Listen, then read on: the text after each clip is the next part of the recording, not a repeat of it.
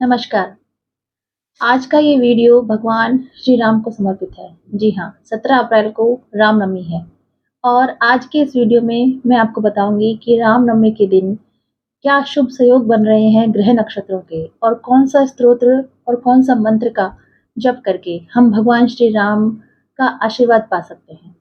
सबसे पहले जानेंगे कि शुभ संयोग क्या बन रहे हैं, ग्रह नक्षत्रों की क्या स्थिति है और उसके बाद में कौन-सा स्तोत्र का पाठ करके हम भगवान श्री राम का आशीर्वाद पा सकते हैं। तो चलिए जानते हैं। नमस्कार, मैं doctor Indu Charan. Welcome to my channel E Nakshatra. 17 अप्रैल 2024 को रामनवमी मनाई जाएगी। रामनवमी जिस दिन भगवान राम का जन्म हुआ था। इस दिन ग्रह नक्षत्रों की बहुत ही शुभ स्थिति है। चंद्रमा जो है वो कर्क राशि में है। भगवान श्री राम का जन्म जो है वो कर्क लग्न में हुआ था। और जो सूर्य हैं वो अपनी उच्च राशि में है। भगवान श्री राम जी की कुंडली में भी सूर्य जो है 10th हाउस में, दशम हाउस में है उच्च के। और इस दिन गजकेसरी योग है। भगवान श्री राम जी की कुंडली में भी गजकेसरी योग बनता है। तो इस दिन जो है ये बहुत ही ग्रह नक्षत्रों की शुभ स्थिति है। इस दिन अगर हम कोई पूजा पाठ करते हैं, कोई स्तोत्र पढ़ते हैं, तो हमें उसका बहुत ही अच्छा रिजल्ट मिलता है। इस दिन सर्वार्थ सिद्धि योग है और रवि योग है जो कि बहुत शुभ माने गए हैं। इसमें हम कोई भी कार्य करते हैं तो उसका रिजल्ट हमें अच्छा मिलता है। ये हुई उस दिन ग्रह नक्षत्रों की बात। अब मैं बात करूंगी राम रक्षा स्तोत्र की। इस दिन कौन सा पाठ करके, कौन सा स्तोत्र का पाठ करके हम श्री राम जी का आशीर्वाद पा सकते हैं। तो सबसे पावरफुल, यूनिक और सुप्रीम एनर्जी वाला जो स्तोत्र है वो है राम रक्षा स्तोत्र। भगवान विष्णु जी के अवतार हैं श्री राम जी। मैंने पहले भी अपने वीडियो में बताया है कि भगवान विष्णु के जो अवतार हैं वो इन नवग्रहों से संबंधित है। उसमें जो सूर्य है वो श्री राम अवतार से का प्रतिनिधित्व करते हैं और जो चंद्रमा है वो श्री कृष्ण का प्रतिनिधित्व करते हैं। जो मंगल है वो नरसिंह अवतार का प्रतिनिधित्व करते हैं। जो बुध है वो भगवान बुद्ध का प्रतिनिधित्व करते हैं। जो वामन अवतार है वो भगवान बृहस्पति का प्रतिनिधित्व करते हैं। जो बृहस्पति हैं वो वामन अवतार का प्रतिनिधित्व करते हैं और जो शुक्र हैं वो परशुराम का प्रतिनिधित्व करते हैं और जो कूर्म अवतार हुए वो शनि का प्रतिनिधित्व करते हैं और जो विष्णु भगवान के मत्स्य अवतार हुए वो केतु का प्रतिनिधित्व करते हैं और जो वराह है, वराह अवतार हुए वो राहु का प्रतिनिधित्व करते हैं। तो भगवान विष्णु के जो ये अवतार हुए ये इन नवग्रहों से संबंधित है। तो हम जब भृगु संहिता में लिखा है कि जब हमें हमारी बर्थ चार्ट में, हमारी कुंडली में अगर कोई ग्रह हमें परेशान करता है, बैड रिजल्ट देता है, तो हम इन अवतारों की पूजा करके, स्तोत्र का चैंट करके, जप करके हम उस ग्रह नक्षत्र, ग्रह की जो बैड रिजल्ट हैं, ग्रह के जो बैड रिजल्ट हैं, जो बुरे परिणाम हैं, उनको दूर कर सकते हैं।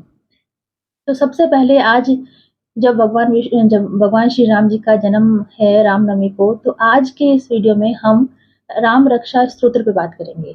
राम रक्षा स्तोत्र जो कि राम जी का है और जो सूर्य का प्रतिनिधित्व करता है। सबसे पहले तो जिन भी लोगों के बर्थ चार्ट में सूर्य कमजोर है, बुरा प्रभाव है, अगर आप में कॉन्फिडेंस नहीं है, आपको स्टेज फोबिया है, आप बोल नहीं पाते, अगर आप राजनीति में हैं या अगर आप गवर्नमेंट जॉब आपकी नहीं लग रही है, तो आपका सूर्य जो है वो कमजोर है।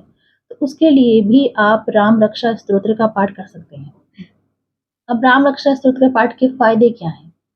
सूर्य ग्रह को तो एनर्जी मिलती ही है। हमारे बर्थ चार्ट में सूर्य अगर नीच के हैं, बुरे प्रभाव है उनका, या फिर आपको कॉन्फिडेंस की कमी है, आपकी गवर्नमेंट जॉब नहीं लग रही है, उसके लिए तो है ही। साथ में राम रक्षा स्तोत्र जो है वो अपने आप में इतना पावरफुल है कि जितने भी जो भी लोग एक फ़ियर, जिसके मन में एक डर है, किसी भी तरह का डर, वो डर हो सकता है किसी बीमारी के होने का, किसी को खोने का या जॉब जाने का या कोई नेगेटिव एंटिटी का डर।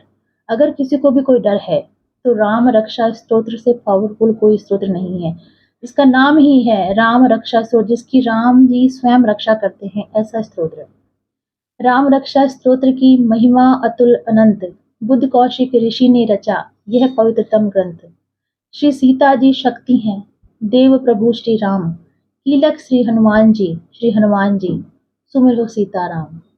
बुद्ध कौशिक ऋषि जी ने कहते हैं कि पुराणों में लिखा है कि शिव जी ने स्वप्न में आकर बुद्ध कौशिक जी को ऋषि को बोला कि राम रक्षा स्तोत्र रचना करे और सुबह उन्होंने राम रक्षा स्तोत्र रचा संस्कृत में। अनुष्टुप छंद में ये रचा गया है। इसकी इतनी महिमा है कि जो भी इसका पाठ करता है वो हर तरह के भय से मुक्त हो जाता है। इसमें लिखा है नभ तल आकाश, यानी नभ में, तल में, आकाश में, इस पूरे तीनों लोक में, कंप्लीट यूनिवर्स में ऐसा कोई नहीं जो जो राम रक्षा स्तोत्र का पाठ करे और कोई डर से मुक्त ना हो पाए। तो जिसको भी कोई अननोन फियर है, राहु की दशा में मोस्टली अननोन फियर रहता है, इल्यूजन रहता है, तो जिसको भी कोई डर है वो इस पाठ का, स्तोत्र का पाठ जरूर से करें। सेकंड, जो बहुत बीमार हैं, जिनको कोई बीमारी है, कोई असाध्य बीमारी है और वो ठीक नहीं हो पा रहे हैं, या उनका कोई अपना, ये राम रक्षा स्तोत्र का पाठ संकल्प लेके कर सकते हैं, उससे भी वो बीमारी से वो मुक्त होंगे। थर्ड, अगर कोई किसी के ऊपर नेगेटिव एंटिटी है, नेगेटिव एनर्जी है, या घर में कोई नेगेटिव एनर्जी है, तो भी वो राम रक्षा स्तोत्र का पाठ करें, इस नेगेटिव एनर्जी से वो फ्री होते हैं। फिर ये कि जिस पे कोई केस चल रहा है, ये जो राम रक्षा स्तोत्र है ये विक्ट्री का है, विजय का है। तो जिस पे कोई केस चल रहा है, कोई अननोन फियर है कि हम केस जीतेंगे, हारेंगे, जिसको लगता है कि मेरे पे गलत इल्ज़ाम लगाया गया है, वो भी अगर राम रक्षा स्तोत्र का पाठ करते हैं, तो उसमें उन्हें, इस केस में उन्हें हमेशा विजय प्राप्त होगी, वो सफल होंगे उसमें। ये हुई राम रक्षा स्तोत्र की बात।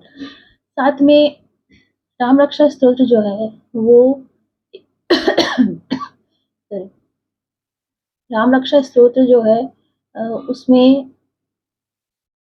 जो नेगेटिविटी होती है उसके लिए भी बहुत ही पावरफुल स्तोत्र है। इसको करना कैसे है, अब हम विधि जानते हैं। आप रामनवमी के दिन शुभ मुहूर्त में, पूरा दिन शुभ है, रवि रवि योग बन रहा है, उस दिन आप भगवान श्री राम जी की मूर्ति अपने मंदिर में स्थापित करें और भोग प्रसाद ले लें। येलो कलर का आसन बिछाएं, हो सके तो येलो या ऑरेंज कलर के कपड़े आप पहने।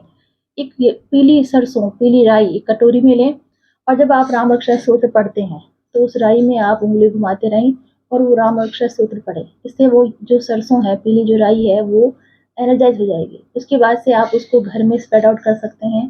जिनको भी डर लगता है या जिनको भी कोई केस है, जीतना है, वो उस राई को थोड़ा सा पॉकेट बना के कागज का अपने वॉलेट में ऑलवेज रखें, तो फियर नहीं होगा। सेकंड, अगर कोई केस है तो उस केस में आपको विजय हासिल होगी। आप पानी से भी एनर्जाइज कर सकते हैं। जब आप राम रक्षा स्तोत्र पढ़ते हैं तो पानी का कलश आप अपने सामने रखें और उसमें राम रक्षा स्तोत्र पढ़ के जब वो खत्म हो जाए तो 3 बार उसमें फूंक देते, तो पानी भी एनर्जाइज हो जाएगा। उसको भी आप घर में स्प्रेड आउट करें और जो बीमार है, जिसको फियर है, उसको आप पिला सकते हैं। और राम इसको कैसे करना है, राम रक्षा स्तोत्र में जब से लास्ट में एक श्लोक है हनुमान जी का, बहुत ही पावरफुल है। अगर आप कहीं चौराहे से निकलते हैं शाम को या आपको डर लगता है, तो ये वाला जो श्लोक है, ओम मनोजवम मारुततुल्य वेगम जितेन्द्रियम बुद्धिमताम वरिष्ठम वातात्मजम वानरयूथ मुख्यम श्री रामदूतम शरणम प्रपद्ये। मैं श्री राम की शरण में हूँ, श्री रामदूतम शरणम प्रपद्ये, मैं हनुमान जी की शरण में हूँ। ऐसा बोलने से आप कहीं से भी निकल जाए, आपको कुछ भी नहीं होगा।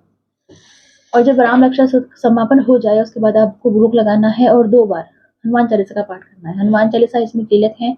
जब आप इसका पाठ करते हैं तो हनुमान चालीसा जरूर से पढ़नी चाहिए, इससे आपको उसका कंप्लीट रिजल्ट मिलता है। अगर आपकी कोई विश है, आपको उसको पूरा करना है, तब भी आप संकल्प लेके उस विश को मांग सकते हैं, आपकी विश जो है वो जरूर से पूरी होगी। इतना बार कर लेते हैं आप, और आपको सिर्फ रामनवमी को पढ़ना है तो रामनवमी को पढ़ सकते हैं 2 बार, 11 बार, 21 बार, या फिर अगर आपको कंटिन्यू रखना चाहते हैं तो रामनवमी से शुरू करके उसको आप कंटिन्यू करें। आपका जो भी संकल्प है 21 दिन और 41 दिन का संकल्प लेके आपकी विश मांगे और फिर आप इसका पाठ कंटिन्यू कर सकते हैं। इस तरह अगर आप पाठ करते हैं तो भगवान श्री राम जी जो हैं वो आपको हर तरह से आपकी सहायता करेंगे और आपको उनकी ब्लेसिंग्स मिलेगी। Thank you so much.